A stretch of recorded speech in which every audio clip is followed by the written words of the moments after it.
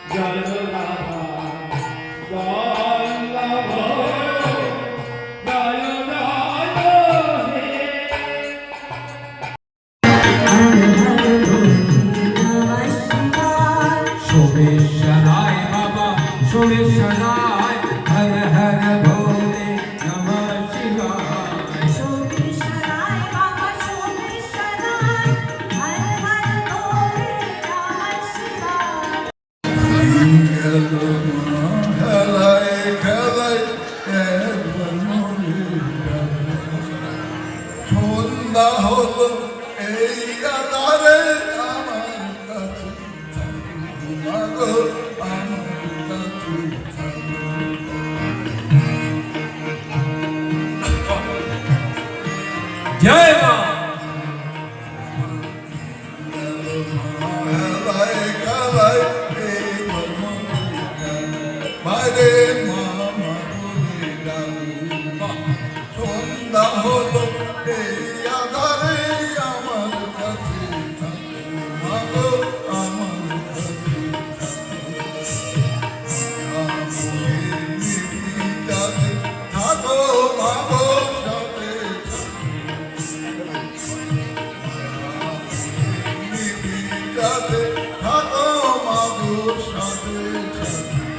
আমরা তারামা সংঘ শ্যামবাজার আমাদের বিভিন্ন জেলা থেকে আমরা সব ভিক্ষা করে নিয়ে এসে 52টা শাখা আছে আমাদের বিভিন্ন জেলাতে, তারা নিয়ে এসে আমরা এখানে তারাপীঠ ও শ্মশানে আছি 49 বছর ধরে এই প্রোগ্রামটা করছি।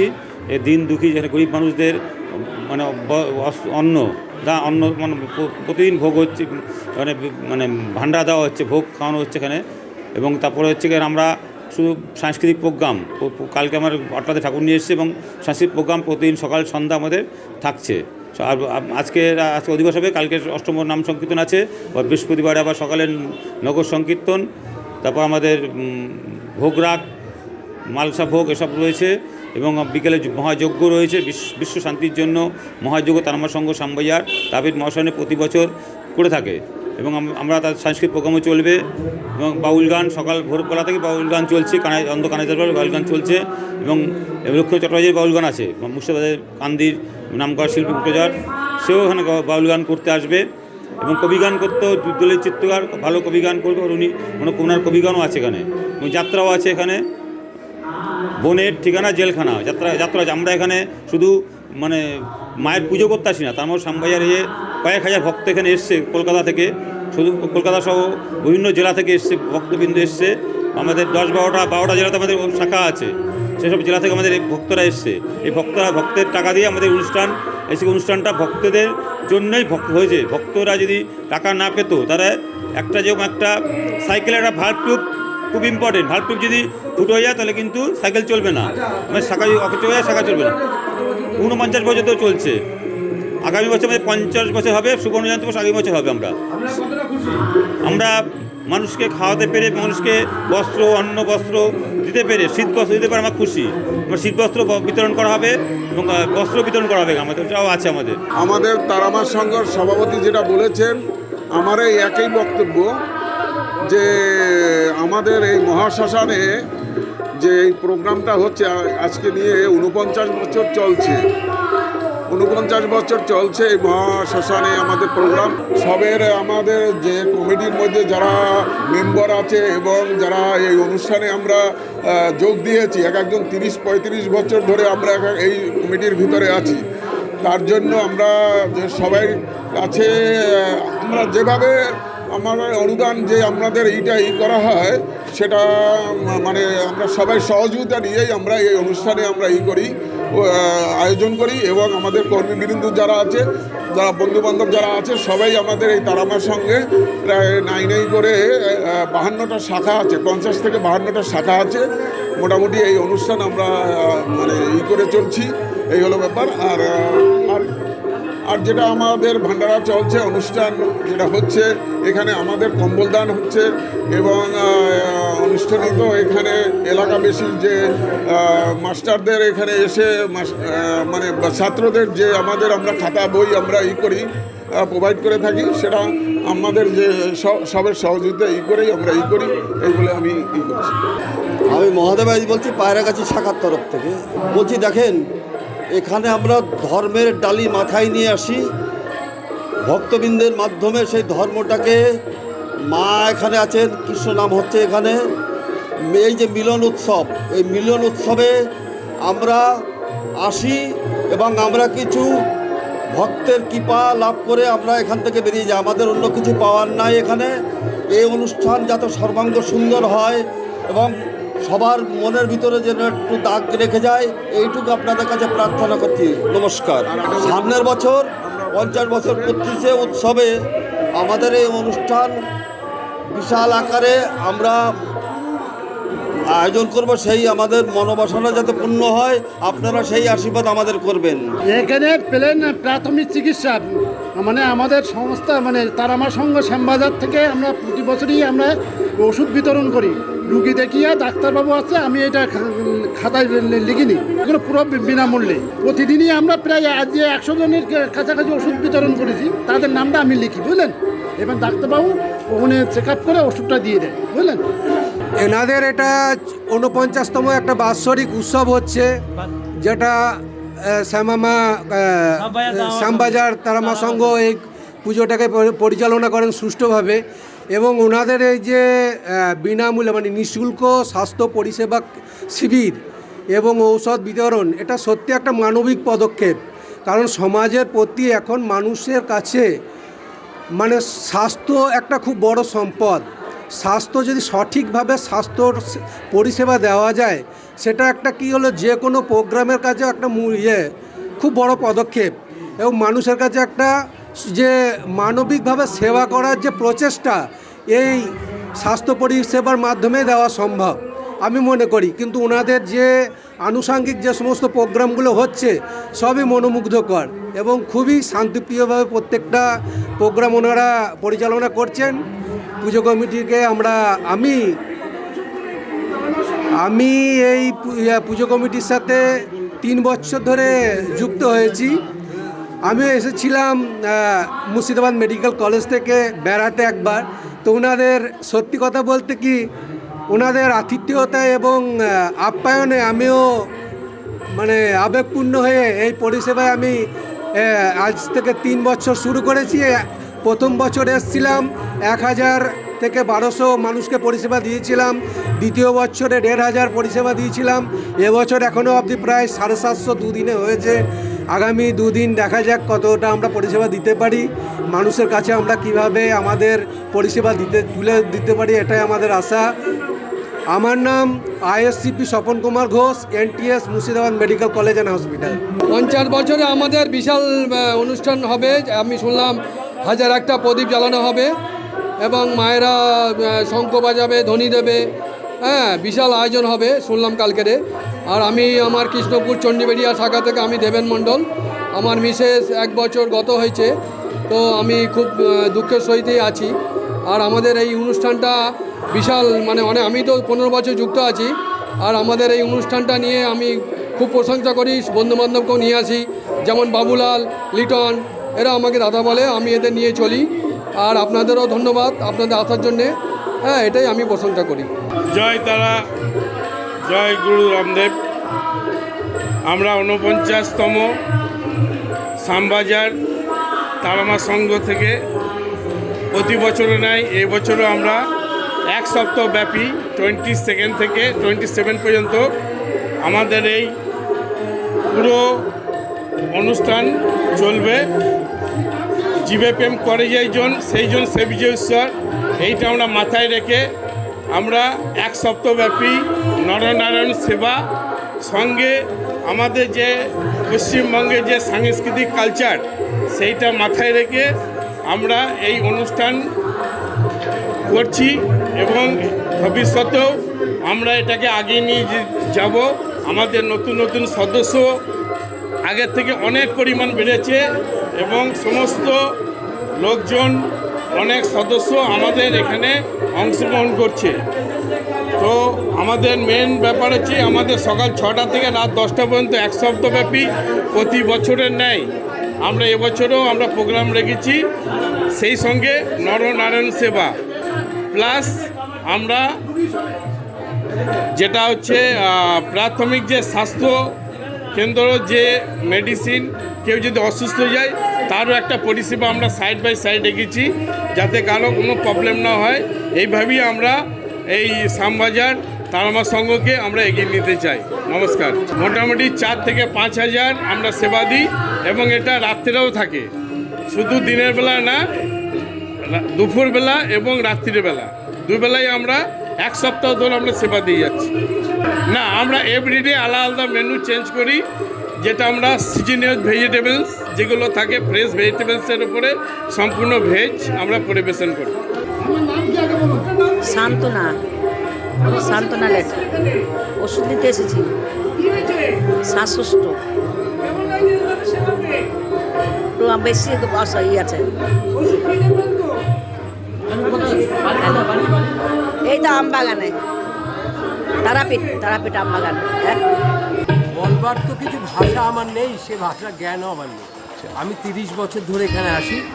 প্রথম 2 বছর শিল্পী হয়ে এসেছিলাম, তারপরে এনাদের অ্যাক্টিভিটিস আমাকে এত ইমপ্রেস করে আমি বাধ্য হলাম এখানে সেবক হয়ে আসতে। সেভাবে আমি আসি, অনুষ্ঠান করি এবং 8 দিন থাকি এখানে, থেকে এই অ্যারেঞ্জমেন্ট করে দিয়ে তারপরে কলকাতায় ফিরে যাই। এইটুকু বলতে পারি, যেখানে আসতে পারে যে কি আনন্দ নিয়ে ফিরি সেটা আপনাদের আমি ভাষায় বোঝাতে পারি। সবার উপরে মা দয়া করছেন গো, সবার উপরে মা দয়া করছেন। দয়াময়ী মা, কৃপাময়ী মা, তিনি দয়া করবেন না তো কে করবেন বলুন? সুতরাং মা এত বড় যে মায়ের তুলনা তো হয় না, তো মা তো দয়া করতে বাধ্য, তার সন্তান আমরা, এটা আমরা তো কোনো ভুল নেই। একটা চলতি ভাষায় বলি, এই প্রশ্নটা আমি করেছিলাম প্রথম দিকে, উনি বলেছিলেন আমরা ভিক্ষা করে করি, তার আমার সেরকমই ইচ্ছা। বললাম ভিক্ষা, বললেন হ্যাঁ, তবে এই ভিক্ষা অন্যভাবে নেওয়া হয়, ঋণের মাধ্যমে, যাতে লোকে সহযোগ করতে পারে, এই পয়সাটা আমরা অন্য খাতে ব্যয় করতে পারি। সেই হিসাবে আজকে যে আমায় 5 টাকা দেয়, কালকে যে 50 টাকা দেয়, তারপরে 5 টাকা করে দেয়। এইভাবে আমরা 100 ভাই আছি, আমরা কালেকশন করে এক জায়গায় জমা করি, তারপরে যে কতটা আনন্দিত এটা প্রকাশ করার ক্ষমতা আমার নেই। আমার মুখ দেখে আপনি বুঝে নিন এতে কিছু বলতে পারবেন। আচ্ছা, মায়ের জন্য 2 লাইন যদি একটুখানি বলে দেয়। যে কথাটা আমরা মাকে গিয়ে বলি না, সেই কথাটাই আমি বলি। আমরা আমাদের ডিমান্ডগুলো তার কাছে প্রেস করি, কিন্তু এ কথাটা একবার জিজ্ঞেস করি না, ভালো আছো তো মা, কেমন আছো? এটা নিয়ে আমার অ্যালবাম আছে, আমার গানও আছে। সেই গানটা তো এখন গাইতে পারছি না, যেহেতু ওপেন স্টেজে প্রোগ্রাম হচ্ছে, সেই কারণে কথাটা বললাম। আমি নানা কাজে ডুবে থাকি, তোমার খবর নিতে পারি না, রাগ করো না মা, আমায় ভুল বুঝো না। এই জায়গাটা হচ্ছে তারাপীঠের মহাপীঠ।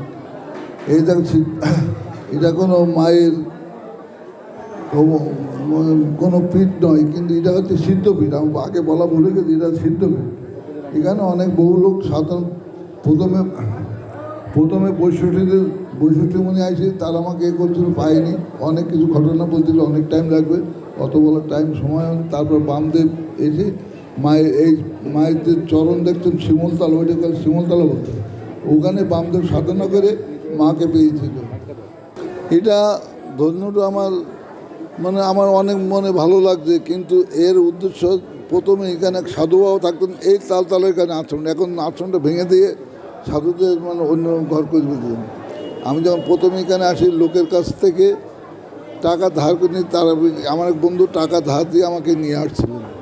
আসার পরে সেই ভান্ডারাটা প্রথম হচ্ছে আমাকে মুকুল, ওই যে সাধু বাবার কাছে নিয়ে আসে, ওনার নাম ছিল মুকুল বাবা। ওনাকে ওই মুকুল বাবা থেকে ভান্ডারা দিচ্ছিলো আমাকে, তখন 4টি বেড়া খরচা। সেই প্রথম ভান্ডারা যখন হয়, সেই ভান্ডারে যখন হয়, বলে তোকে এই ভান্ডার সবাইকে খাওয়াতে হবে। আমি বাবা তুমি তো সবই জানো, আমি ভান্ডার এত লোককে কী করে খাওয়াবো? তুই বলি না, তোর কাছে মা খেতে তো সবই তোকে, সবাইকে তোকে খেতে হবে। আমি এত টাকা পাবো কোথায়? তো লোকেকে ধার খেতে, বলি না মা তোকে দেবে, পাবি। আমি তো ঠিক আছে, পাবো তো বলেন। পরের দিন যখন ভান্ডার আরম্ভ হবে, আমি আসলাম চ্যান করে, আমার স্বামী স্ত্রী দুজনে। আরে বলেন বাবা, আপনি বলেন পারবো, কী পারবো দেন, বলুন আমি আনিয়ে দিচ্ছি। তখন বলি না 5 কেজি লবণ নিয়ে, বলি 5 কেজি লবণ মাত্র ক্ষমতা দিতে তো? বলি হ্যাঁ 5 কেজি লবণ ক্ষমতা আছে। সেই 5 কেজি তখন 25 পয়সা করে লবণের কেজি ছিল। সেই 5 কেজি লবণ আনিয়ে দিয়ে বলে দেখ, এই লবণ না দিলে ভান্ডারে লবণ না দিলে খাওয়া হয় না, স্বাদ বলতে হয়। তুই এই লবণ দ্বারা সব কিছু পাবি, সব কিছু হবে। সেই ওনার হাতের মতো ভান্ডার ছিল। তাই 49 মধ্যে আমার সঙ্গে যাদের সঙ্গে আসছিলাম, তারা 5 বছর চালাইছিল। দেখে 5 বছর পরে মুকুলবাবু বলে, তো তোদের দ্বারা হবে না, একে পরিচালনা। সেই 5 বছর পরে মুকুল বাবা আমার হাতে তুলে দিলেন। সেইখান থেকে আমি আস্তে আস্তে সহযোগে সংগঠন বাড়িয়ে আজ পর্যন্ত এইভাবে এতদূর বড় করে নিয়ে আছি। এখন আমাদের শাখার অনেক লোক, আমার দেখা দেখি অনেক লোক ভক্ত জমে গেছে, দেখে এই পর্যন্ত আমাদের আসছে। আমার মনে সব মায়ের ইচ্ছা, যা করছেন মা করছে, আমি উপলক্ষ, আমি কিছুই না। আপনারা আমাকে এত বড় করবেন না, আমি সামান্য মায়ের ক্ষুদ্র সন্তান। সেই সন্তানের যে আমি মায়ের মুকুল বাবার সাধু বাবার যে আদেশ কাজ করতে করে যাচ্ছে, আমি তাদের চাকর। শুধু মায়ের আরাধনাই না, মায়ের পুজোই না, বা এখানে ধর্মীয় অনুষ্ঠান না, আপনার কিন্তু তার পাশাপাশি যে চিকিৎসার ব্যবস্থা, বিনামূল্যে ওষুধ দেওয়া।